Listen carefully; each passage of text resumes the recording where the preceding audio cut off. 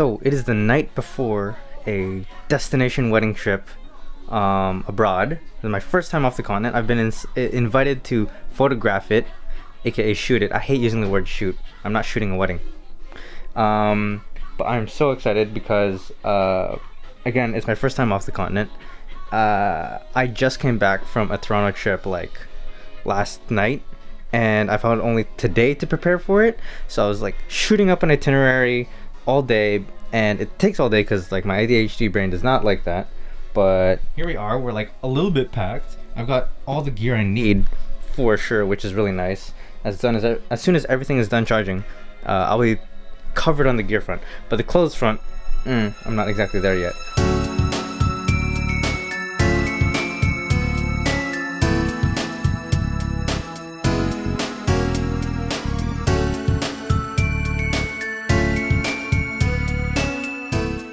I'm very excited. I'm very nervous.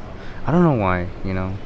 It's just the whole first time off the continent experience, which is like, yee, you know, yeah. And to Katie, I'm sorry, I'm bringing the 40mm lens with me on my Nikon. I know I was gonna borrow it for the weekend, but now it's gonna be 2 weeks. I find that it's also absolutely impossible to find those like motion sickness glasses with like the liquid inside of them and on the side. I got pretty motion sick on the flight from Ottawa to Toronto, and that was only like 2 hours. So I don't think I'll be cooked for this one because it'll be staying still for way longer, because like they'll just be takeoff and then like landing like however, if like 15 or something hours apart from Toronto to Hong Kong, so should be fine. So I am about 12 and a half to 13 hours into my flight, and I'll be honest, it's been freaking brutal. Even with that, I was able to sleep like 4-5ish hours. I expected to sleep like 10 hours on this flight, but that just did not happen.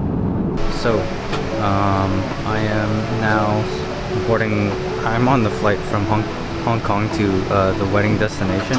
Oh my god, I got right onto the plane I got right into the gate as it said, oh, boarding group 5.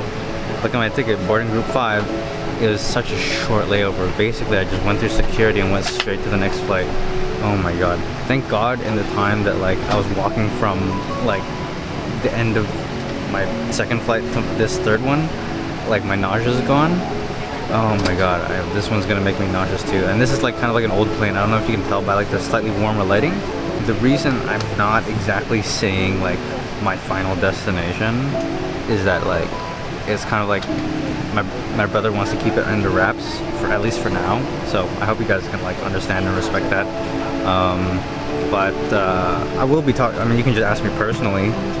Actually, do ask me personally, and then I'll definitely just tell you where we went because it's absolutely sick. I'm super excited. I finally hit my Airbnb after like another 2-hour flight, and that 2-hour flight, I'll be honest, was really brutal.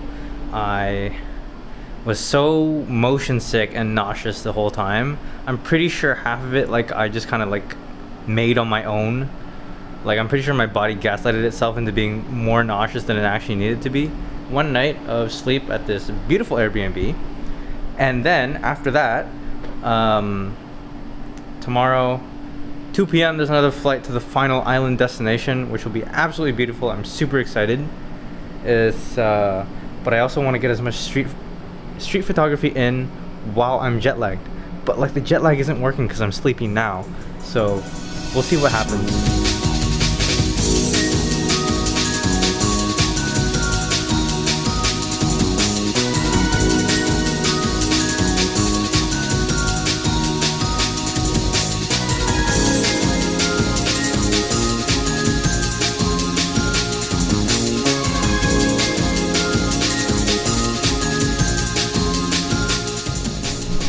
Good morning, guys. I have just woken up. I had a delicious 3 hours of sleep. It was amazing. I touched down, I did a little bit of street photography, then I showered, texted some people, backed up some photos and videos. All great.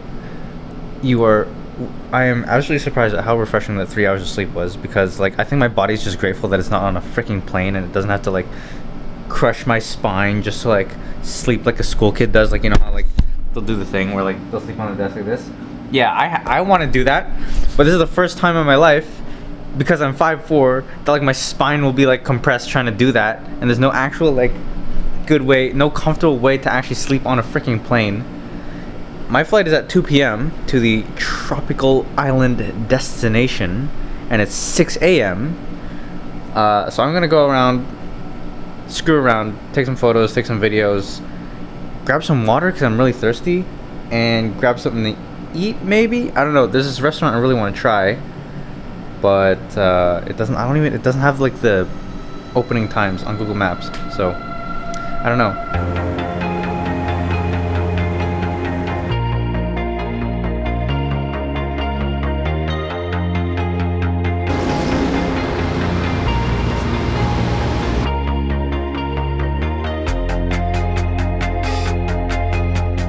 You know, I very much feel like one of those stupid white people who goes to like O Block or some shit. Is just like, oh my god, I would love to check out this tourist destination, and it's just like the most dangerous fucking streets you've ever been down. And I don't think that these streets are particularly dangerous at all, but I just feel like I'm probably missing something.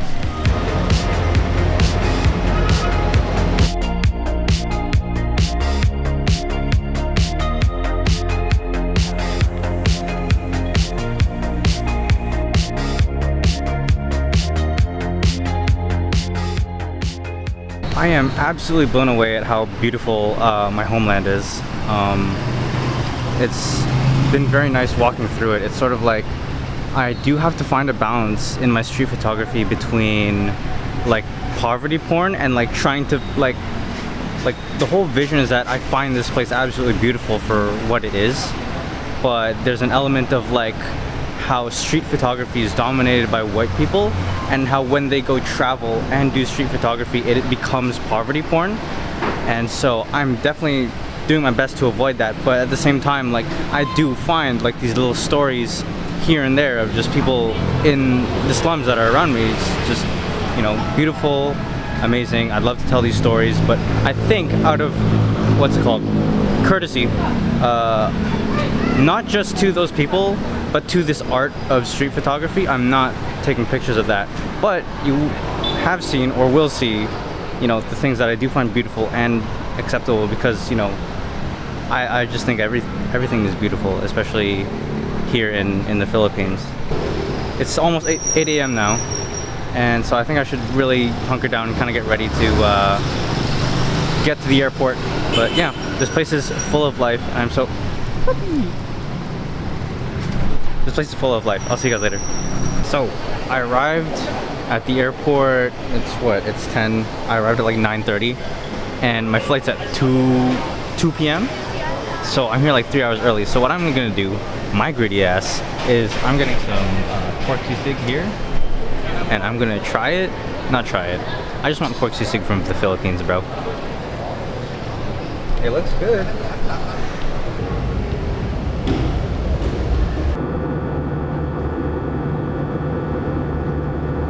Okay, so I don't know where this will land in the video, but I feel like I really just want to talk about the gear that I'm bringing on this trip.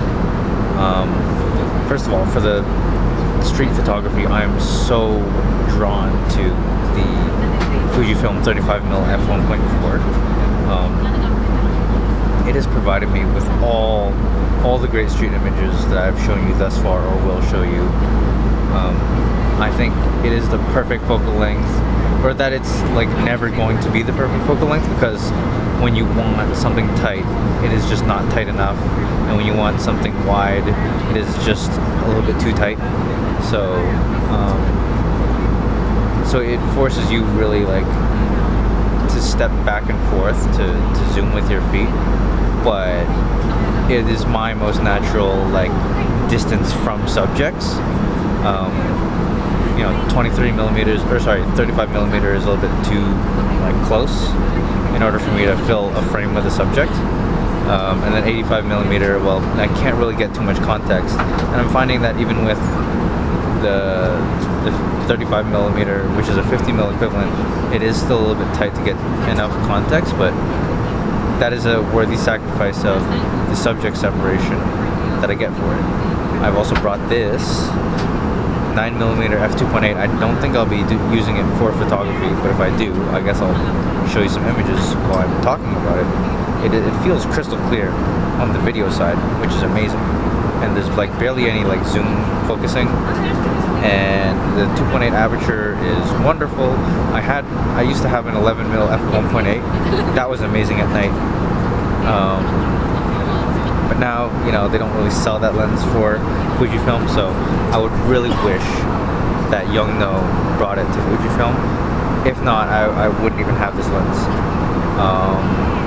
Let's see, I also brought the Nikon ZF with the 40mm f2 that I learned from Henry's Canada. Thank you, Katie. It's coming right back to you right after the trip, I promise. I 100% promise.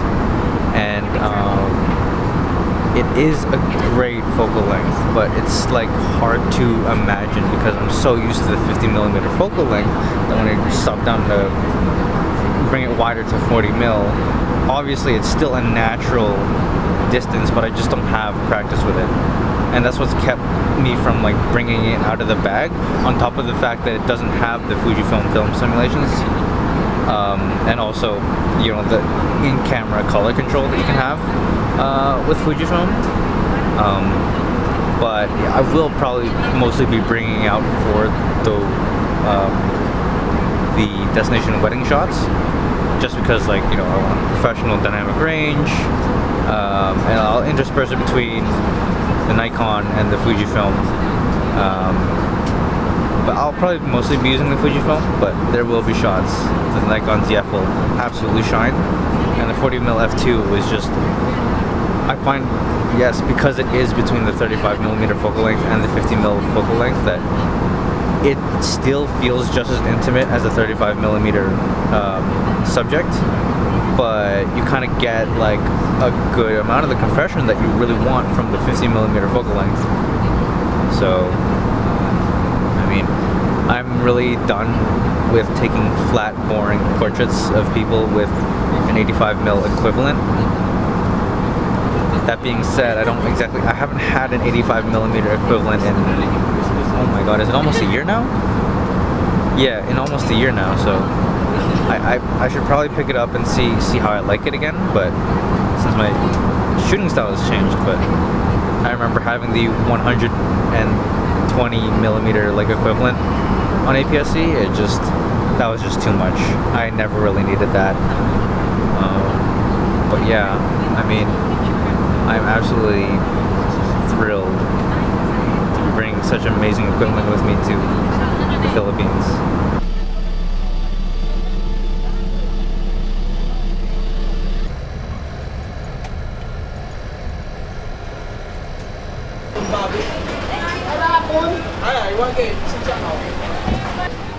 It's as hot as it looks. I'm already sweating. It's fucked up. As soon as the sun hit my skin, bro, it felt like it was burning. That's insane. I was looking for sunscreen at the gift shop and they didn't fucking have any. They had these tiny little pouches. I bet that would have been like 300. I bet it was a scam. Okay, everybody, I just landed in at the resort hotel room that I'm staying in. It is so nice, y'all. I've kind of already got a head start on like getting everything all worked out. What is it called? Unpacking, yeah? Man, this place is nice, yo. Got a little workstation over there. Bathroom is amazing. There you go. Holy shit, that's right. There you go. Yeah, and then you got the whole window with the bathtub. And then a shitter. It's humid and I'm sweaty, and you know, that makes you tired. But I've got a couple things to do. I already scouted the beach because that's where we're going to be taking the photos. Yeah, I'm going to go straight to Pinterest. So I just woke up from an accidental 8-hour nap, but I took some melatonin to go back to sleep, and in the meantime I'm gathering posing ideas. I scouted the beach and there's a big problem in that it's heavily populated and there's like going to be a lot of people. So I'm going to have to work with that. I'm no stranger to crowds, so it should be fine. It's going to be difficult. So I'll be getting real close. I'll be using depth of field as a crutch, even though I've kind of trying to been getting away from that, especially with the street photos in Manila. I got away from that, which is really nice, but it's gonna be a tough day tomorrow. I'm gonna need sunglasses, sunscreen, and a hat. I'll definitely find that really easy. So yeah, I'll see you guys tomorrow.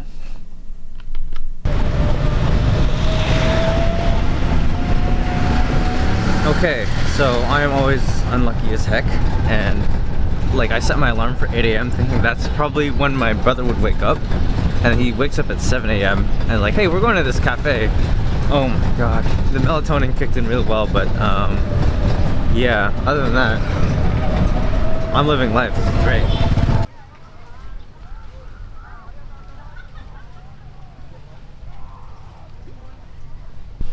Isn't it at times like these where you wish you could be playing League of Legends or some shit? Doom scrolling? Yeah, me too. Okay, so it is now the afternoon of the 12th. I vlogged yesterday. The photos came out perfectly fine, more than perfectly fine. There were some absolute bangers in the set. I was really worried about the crowd, but they kind of became a problem only in the middle, and I kind of just got close to the subject at that point, so that like they dominated the frame. I still was able to rattle off some shots where there's like kind of like clear beach and the couples were like running or whatever.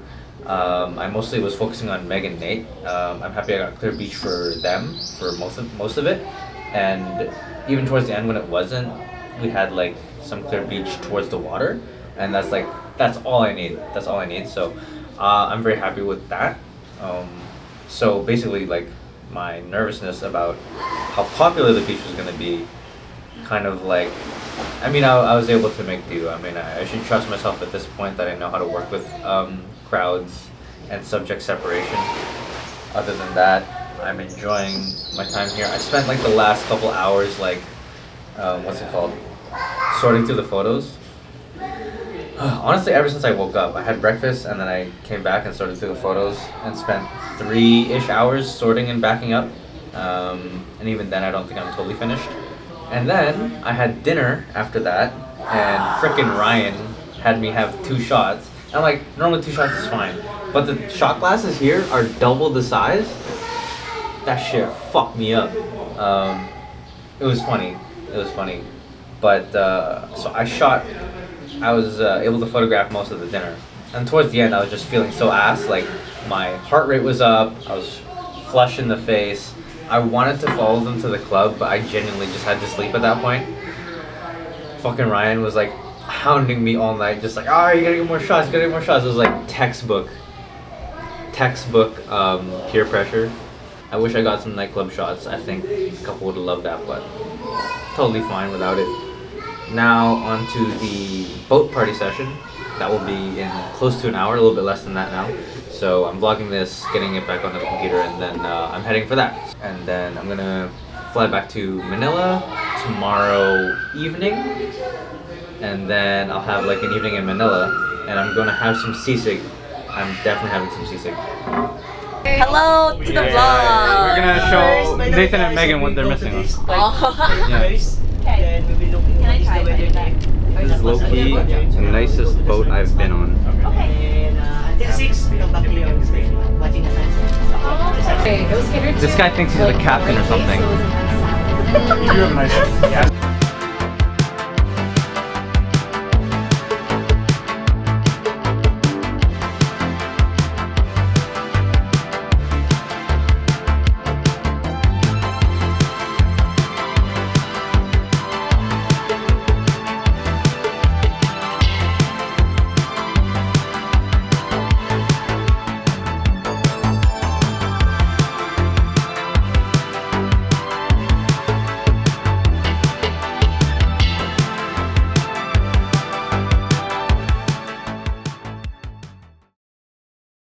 I'm hungry, but I'm afraid to eat on the boat. Oh, that's true. Because I think I'm gonna get wrecked.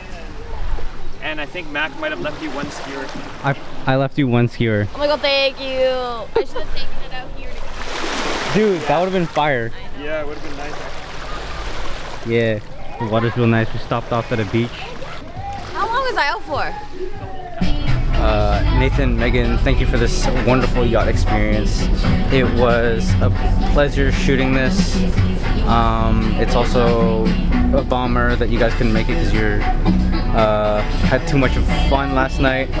Jen, Desmond, I wish you guys were here too. Yeah, sitting on the front deck of that boat, just feeling the breeze, watching the sunset over this island was absolutely one of the best experiences of my life. Life is really good. Life is really good. It's time for me to go back home, and I'm feeling really like a little bit mixed inside. You know, I really wish I was here for longer, but you know, at the end of the day, you know, this is an absolutely amazing experience. I'm getting to do a lot of firsts, do things that I've never done before. Like I've always been kind of like wanting to do my first ferry ride, and I got to hop on a ferry, hop on a speedboat, you know, do all these things, ride in, you know, like some nice public transportation. Like those e-trikes are really fun, and right now I'm in a van.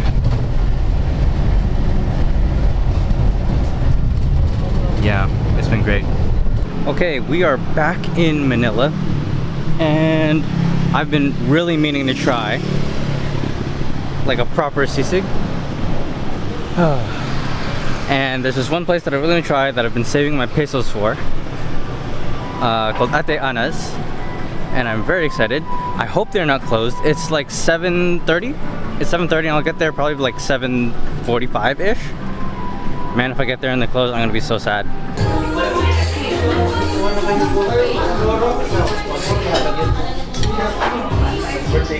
Good morning, party people, and goodbye Manila. On the 10-minute walk from my Airbnb to the airport, my luggage wheel broke. That was great. And then I get through security and I have to go through it like 3 times. Wonderful. So I just want to end this vlog by thanking Nathan and Megan for making all of this happen. It was an absolute pleasure getting to see my homeland, even if it was just for a little bit. And it's all thanks to you that I got to do that.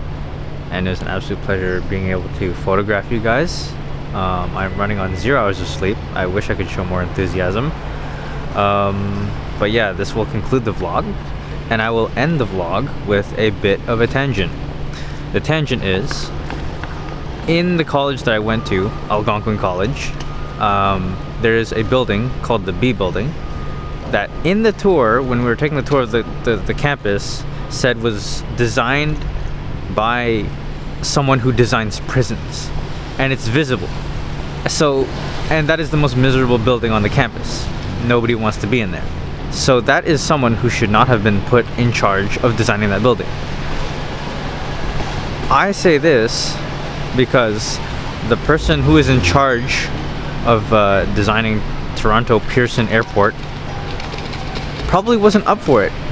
Instead of being someone who just wasn't familiar with designing an airport, it seemed more to me that they were like a monkey with a crayon, and you told that monkey with a crayon to design a layout for an airport. And that's what Toronto Pearson Airport feels like to me. So that disconnect between the art and its artist draws parallels, but to a whole different dimension with the Toronto Pearson Airport. Fuck you, Toronto Pearson Airport, you confusing, sweaty piece of shit.